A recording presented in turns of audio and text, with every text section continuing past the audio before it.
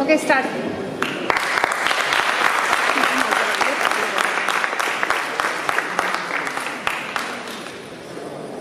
Good afternoon, one and all. I'm Moez Rajwani from grade 10 and I'm here to deliver my personal project to you guys. So you guys might know what a personal project is, so I wouldn't be elaborating on what a personal project is, but can you guys mention what are some of the issues going around the world? Any issues? Yes. Okay, there is a Syrian refugee crisis. Yes, climate change. Yes, ISIS. So there are many things going around the world. I mean, for example, we see Mr. Justin Trudeau offering 25,000 places in Canada for Syrian refugees. And there's Mr. Donald Trump actually trying to ban all the immigrant Muslims from USA. So my personal project is based on fighting, on how fighting starts, based on any scale, and how can we actually stop it. So we will be exploring in this session how fighting starts through anthropology, philosophy, history, psychology, and we will be watching some videos in order to explore more. So what is fighting for you guys? What is fighting for anybody? Okay, yes, it is an argument. Fighting has positive and negative meanings. I mean, you can say we are fighting to actually get something, so it becomes a positive meaning. Whereas people are fighting amongst each other on the basis of religion, that becomes a negative meaning. So fighting has many meanings, and it's upon you how you interpret the meaning of fighting. So let me start with my session. So you guys might be familiar with these words. This is when the World War II had ended. But do you think that peace was maintained after the World War II? No? Okay. Yeah, that's true. Because peace is something which is very hard to gain in this world. So, you know, a fight can start anywhere. Two people can fight among themselves, two friends, regarding a sport match. Or there could be two bigger countries fighting amongst each other just on base of resources or other issues.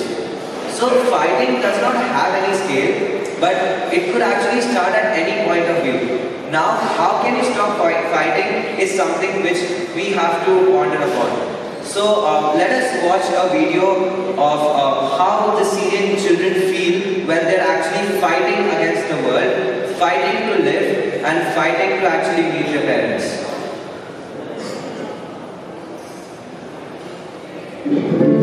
شفت المرض يصير ضرب والعالم ياكل حموت وشي عالم محترم العالم الناس شهيد والحمد لله لما عرفت أنا شفت نادي والأسف كان في أخواتي وأنا والبابا والماما أنا نفسي بخاف من السمع الله أنا شفت صاروخ قال قلت هيك استدري زي ما غزيت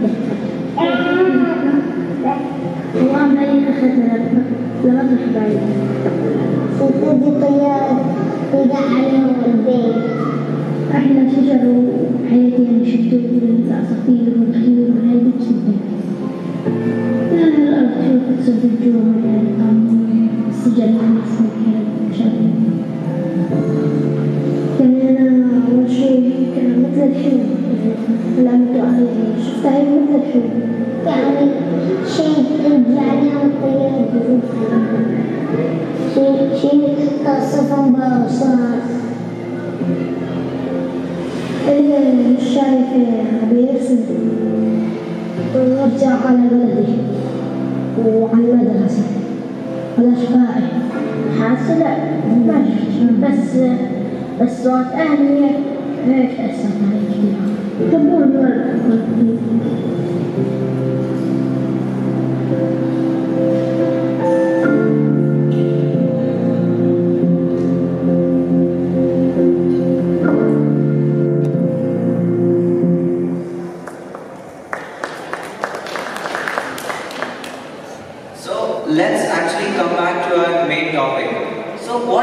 think fighting is? Anybody? A definition of fighting. It could be anything according to you. Anybody? What do you think fighting is? Yes? Yes, definitely. Yes. These are the common things due to which actually a fight starts. There could be many meanings of fighting. So actually, when people actually hear the word fighting, it always brings a negative impact on their mind. They think that there is something wrong going in that place, in that particular situation, or in that particular country. So let us actually explore how psychologically people actually engage in a fight. So this is the psychological part of fighting. So just take a moment and think, when actually soldiers fight in a war, do you actually think that you are ready to give yourself for a country or a particular group your life? Well, I wouldn't be ready to actually give something to a particular, to sacrifice my life for a particular thing, because my life is precious and I actually want to do something much better than actually just throw it away. So what actually fighting does to your mind? It brings a sense of unity. If you look at the positive psychological effects, when actually two groups fight, in between one community, people among will unite. They will feel more confident and they will feel that they have a common enemy, which will bring them to unite among themselves and actually fight against that enemy. That's one reason why actually people fight. Secondly, battlefield is a place where actually people find honor and fame, and that's the place where people can actually prove themselves, how manly they are, how powerful they are. So that's the second reason, psychological reason of why soldiers actually engage in this war. Now, the third reason is because fighting is known as human nature. Now, it is a very contradictory statement when you say it is our human nature. What do you call, what is human nature? Human nature is being friendly, human nature is being lazy, human nature is procrastinating probably. So this is all what's actually the human nature. But fighting isn't a human nature, and that's the common mistake that people think among themselves. So we can actually see how people relate to fighting through different perspectives. Now let us see a survey taken taken by the grade 10s, and it will actually explore what the grade 10 people think about fighting. This survey has been taken only of boys whoever live in the dorms for grade 10. So let us look at the first one. So when I asked the grade 10 people what actually fighting is, most of them answered is to eliminate something. So you can feel a sense of unity. When you want to eliminate something, people come together and people actually fight. And that's one of the reasons why actually people have voted for eliminating something. The second answer given is involving in a violent struggle. Involving in a violent struggle to actually fight, which includes physical blows, which gives a negative side of fighting. So in the mindset of teenagers, mostly people think that it's negative to fight, it's bad to fight. But if you look at the second chart of fighting, we will see something different. So this is based upon which skill do they prefer about fighting. So most of the people said personal. Now this involves another psychological reason behind why actually people fight in a lesser amount of groups. So when there are only two people, you know that you have power and authority, so you can dominate. So the power of domination comes in between. And that's the reason when the other person loses, even if the other person is right.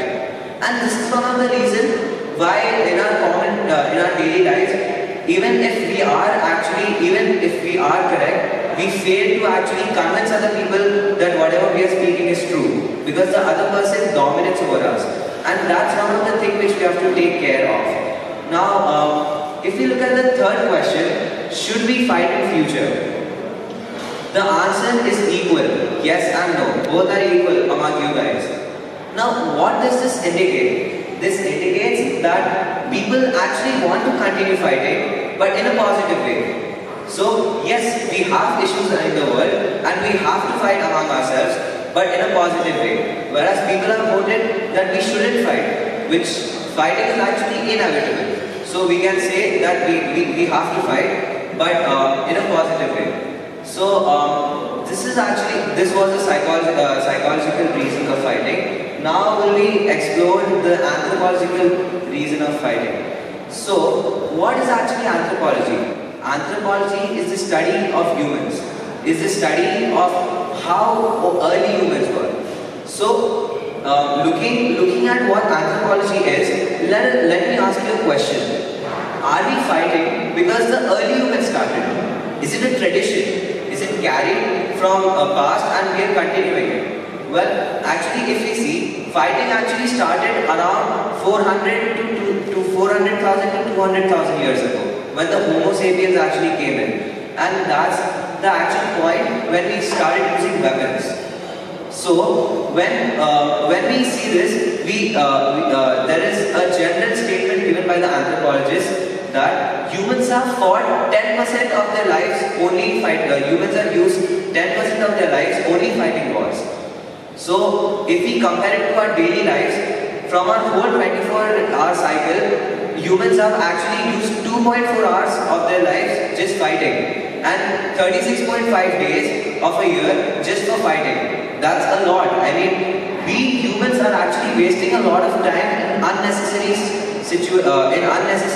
places, and we have to take care that what we are doing. So therefore we can conclude that humans haven't always fought wars, because that's because we can see that they've only fought 10% of their wars.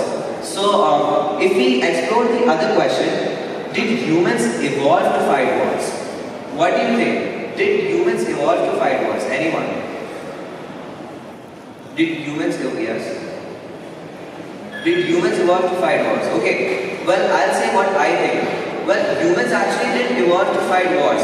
Early humans were known as peace-loving, and they only used any weapons only to hunt, only for food, only for resources. So we can see that the early humans have a tendency only to do their work, not others' work, which reflects us back to the chart when we said that it is our personal need when we fight. So humans only fight because they want something, and that's the tendency of what the early humans had. So humans actually did not evolve to fight wars; they evolved to actually grow. They dominated the nature because they had more than what the nature had given other living beings, and due to this dominance, humans have evolved to actually develop. But it is a very interesting concept when you think. We are getting safer day by day, and the same ratio we are getting, the world is getting more dangerous.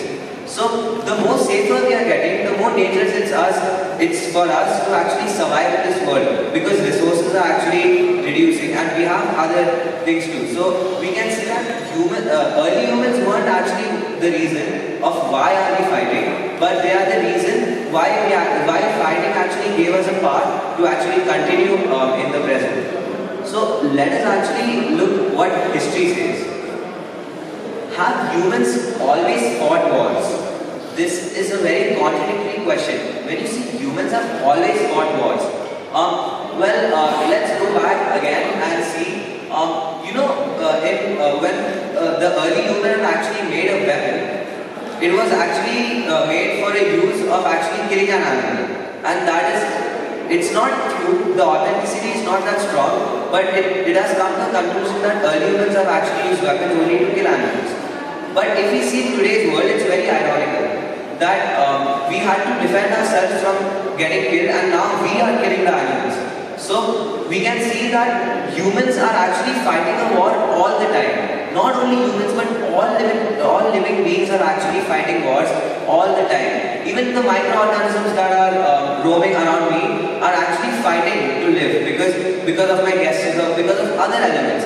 Or I am actually surviving in this world. I am fighting in this world to survive. This shows how humans have the tendency to fight even nothing is actually involving them. If we take an example of plants, then they need resources, they need sunlight to actually make their food. So let's compare it to humans. Humans need something to actually gain something back from it. And that's the tendency which actually increases the fight between humans. And that's one more example.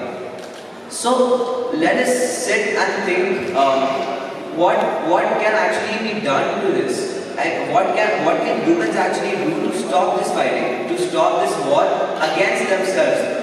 It could possibly be true if the human race is actually totally extinct only due to humans, and we have to do something in order to stop. So what can the humans actually do? We are sitting here, you guys are actually listening to me, or whether you're not, but you will actually have this tendency that what will I do after listening to all this information? You have to actually act. So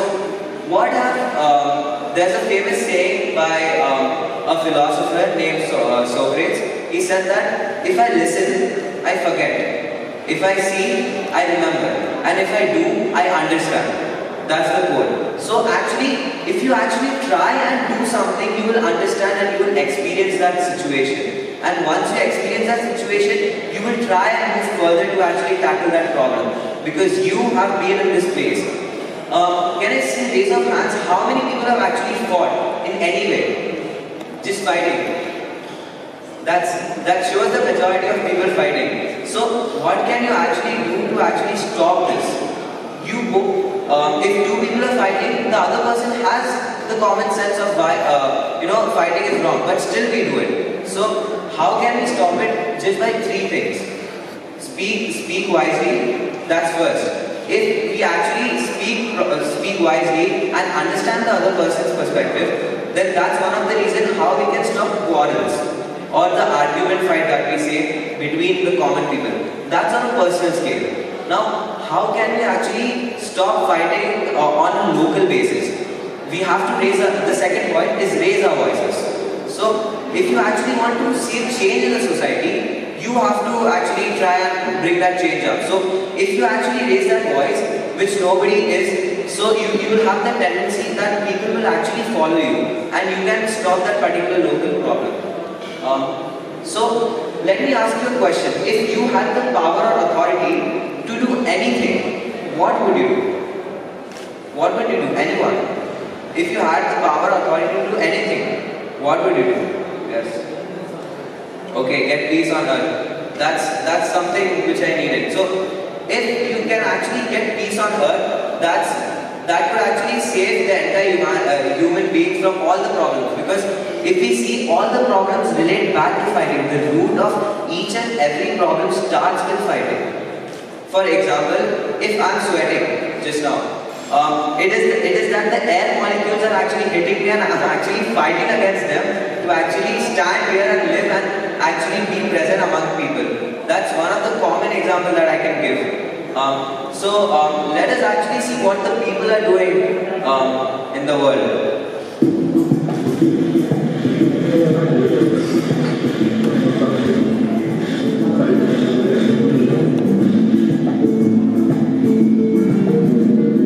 Tonight they step off the plane as refugees, but they walk out of this terminal as permanent residents of Canada with social insurance numbers, with health cards, and with an opportunity to become full Canadians.